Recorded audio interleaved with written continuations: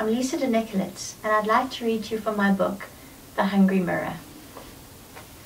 The chapter's called Fat Janet and Thin Lisa. Fat Janet used to be fun. She'd have us in stitches all day long with her sense of humor. Then she went on a diet. She's getting married in a couple of months, and her fiancé and her mother want her to be nice and thin for it.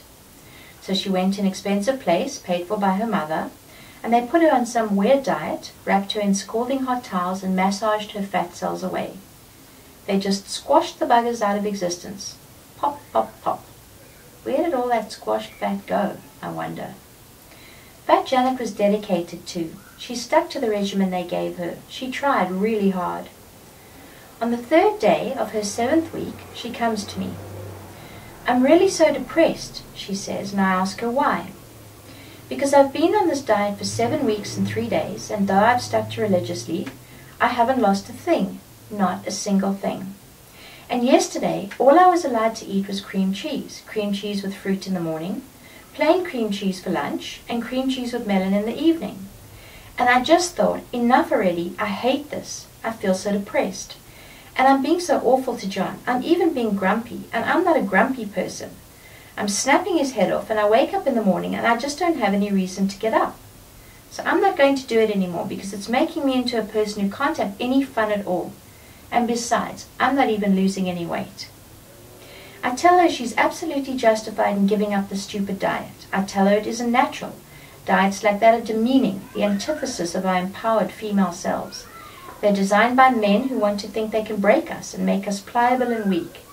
And I say that if one can't wake up in the morning and look forward to a nice lunch, then what is there? What's the point of life anyway? Sure, like I have a nice lunch. I betray my empowered feminist self every day, but what can you do? My memories slingshot back to the very first love of my life. I was 17. He was an incredibly beautiful Greek boy, exquisite in the way only young Greek boys can be. Here, he said, it's ready. It was an exercise bicycle he bought me. He'd assembled it and adjusted the settings. Okay, he said, if you can do 2 miles in 2 minutes twice a day in 2 weeks, your thighs will be as thin as Charlie's. Charlie was a girl at our gym with legs like twigs. She was also nearly 6 foot. I'm 5'3½". It was going to be difficult for me to have legs like Charlie's, but hey, if 2 miles in 2 minutes twice a day for 2 weeks was all it would take, I was game. So I tried, of course I did. I followed the instructions to the letter. But nothing happened. 2 months later, I practically cycled to China and back, but my legs were much the same. Actually, no, they were bigger. Stavros measured them. It's unbelievable, he said, disappointed. I shrugged. I told you, I said, I build muscle. But this exercise is designed to break it down. He was bewildered. My legs are thinner if I don't exercise, I told him. Then I went to my room and cried. He swallowed his disappointment stoically and comforted me, said he'd love me no matter what. It was ironic, really, that he became a fat, bald blob of a man. A pantyhose seller at flea markets. I heard he'd made and lost a fortune, and his beauty vanished like it never existed. I met up with him 15 years later, and under the folds and flaps of skin and fat, I could still see the boy I loved. I knew his loveliness would never vanish for me. I could see it in the tilt of his head, the length and curve of his eyelashes when he looked down and sideways in the way that he did. I should have married you, he said to me over lunch. I think he wanted to find out if I'd ever stopped loving him. I still had feelings for the much younger him, but I had learned to tell the difference between being so in love that it hurt and being in an adult, dependable relationship, which is what I had with Matthew. I should have married you, he said again, mournfully. Thank God you didn't, I thought, playing with my letters. We were out at an expensive deserted restaurant where the meals seemed without end.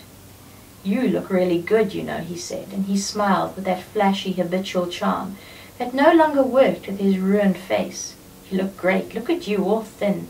You're thinner than you've ever been. No, not really, I said, and I wondered if he'd always been this boring. Later, after the lunch, I wondered why I hadn't said to him, Hey Stavros, reality check for a moment. You're a fat slob who needs cocaine and a hooker to get it up. You lost every cent of the money you made, and you looked so hard to find me, so I would what? Validate that you were once a beautiful and remarkable boy I loved? And where in all of this do you get off telling me that you should have married me and congratulating me because I'm finally thin? He cheated on me for the last 2 years of our relationship with a tattooed, multi-pierced, skinny goth girl. He betrayed my every confidence in love and myself. He loved her because she attacked him viciously, whereas I tried to build him. I went out to lunch with him because I didn't want to think that I'd wasted my love or the 4 years of unspeakable grief and mourning I suffered when he left me. It's funny how you can remember all that in a flash of an eye, and I'm thinking about it while I talk to Fat Janet, telling her to ignore it all, telling her to do what she wants, and I think I managed to cheer her up. The truth is, Fat Janet's naturally a very fat person, not like me, who's a naturally plump person.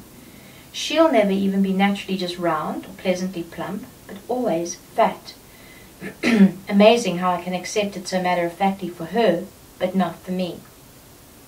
But you know, even though she's big like that, I don't think she feels big at all.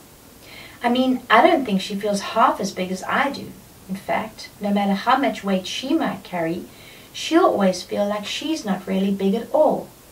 She only agreed to go on the diet because her mother begged her to and paid for it, and her fiancé said if she lost 25 pounds, he'd pay for a whole new wardrobe. Ditch him now and send your mother to therapy, I want to scream at the top of my lungs, but of course I can't. So instead I say, new wardrobes are overrated. Anyway, so now she's off her diet and she'll go back to being fun and having fun. I seem to have lost track. What am I saying? Sometimes it's hard to think straight, hard to keep all my ducks in a row when they're so hungry. And it's even harder to keep my hungry ducks thinking when they're trying so hard to stay in a row. Well, here's the bottom line, the crux of the matter. I'm not fun because I can't eat or drink. And I can't be with people because where people are together, having fun, there's always food and beverages involved. Fat Janet and Thin Lisa have fun every day because they're always down at the cafe buying treats. Then at lunchtime, they rush off to try a new restaurant they heard about, and then they dash home to supper. What food do I have to dash home to? And there's no way I could live with my bigger, dashing to eat self. That wouldn't be fun at all. That person would hate herself for having lost control. Everybody would see her lose control, and how could she live with the shame of that? She couldn't. She can tell other people about their empowered selves, but she herself can't be empowered, because for her that means disgrace. Sometimes I try to pretend I really love the things I eat, in the same way Thin Lisa and Fat Janet love their food. I delude myself into thinking that I really am eating all the things I like, but it's only a delusion. Sometimes I believe it though, and then it's easier. Thank you. Okay. All right.